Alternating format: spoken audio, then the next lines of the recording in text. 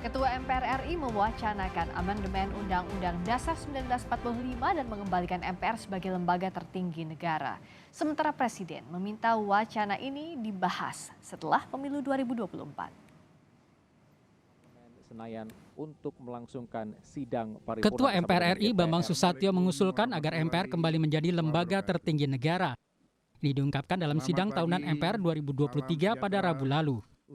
Bambang menjelaskan konstitusi belum mengatur tentang adanya lembaga tertinggi negara yang berwenang untuk memilih presiden jika Indonesia dihadapkan pada kondisi darurat yang menyebabkan pemilu tidak dapat dilaksanakan.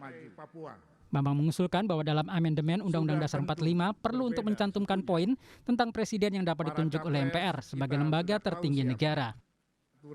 Guna mengatasi dampak dari suatu keadaan kahar fiskal maupun kahar politik yang tidak dapat diantisipasi dan tidak bisa dikendalikan secara wajar.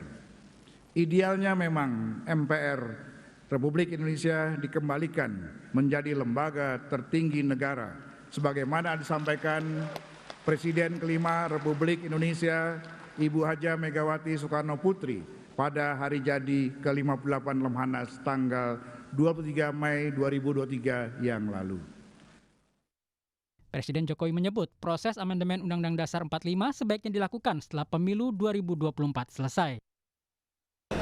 Ini kan proses pemilu ini sedang berproses dan dalam waktu yang dekat kita sudah pemilu, sudah pilpres, sudah pileg, sehingga ya menurut saya sebaiknya proses itu setelah pemilu. Menko Polhukam Mahfud MD mengingatkan kepada seluruh politisi dan pimpinan negara bila ingin melakukan amandemen Undang-Undang Dasar 45. Mahfud berharap setelah nanti amandemen tak ada lagi usulan untuk mengubah konstitusi tersebut. Sebab selama Indonesia merdeka sudah berulang kali konstitusi diubah. Menurut Mahfud, setiap elemen harus memiliki komitmen untuk selalu menegakkan konstitusi dalam bernegara. Jadi sudah amandemen berkali-kali, tetapi selalu saja dalam implementasinya sering terjadi penyimpangan, sehingga kalaupun mau melakukan amandemen harus disadari bahwa sesudah nanti jadi lalu semua dianggap selesai. Kalau kita tidak punya komitmen menegakkan konstitusi, menjaga ideologi, maka amandemen apapun itu akan seperti yang sudah-sudah. Begitu selesai di amandemen dikritik lagi, selesai di amandemen dikritik lagi.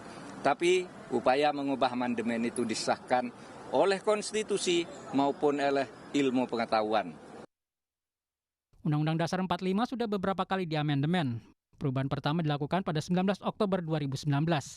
Ada 9 pasal yang diamandemen. Perubahan kedua terjadi pada 18 Agustus 2000. Ada 25 pasal yang diamandemen. Perubahan ketiga dilakukan 9 November 2001. 23 pasal diamandemen. Perubahan keempat dilakukan 10 Agustus 2002. Ada 13 pasal yang diamandemen. Peneliti Forum Masyarakat Peduli Parlemen Indonesia, Lucius Karus, menuding MPR berusaha mencari ruang untuk mendapatkan kekuasaan dengan amandemen ini. Lucius mengingatkan jika MPR menjadi lembaga tertinggi negara, maka bisa berujung pada sistem pemilu tidak langsung. Gagasan MPR sebagai lembaga negara tertinggi itu nanti berimplikasi sistem pemilunya bisa tidak langsung gitu ya. Sistem presidensial juga mungkin akan berubah coraknya gitu ya.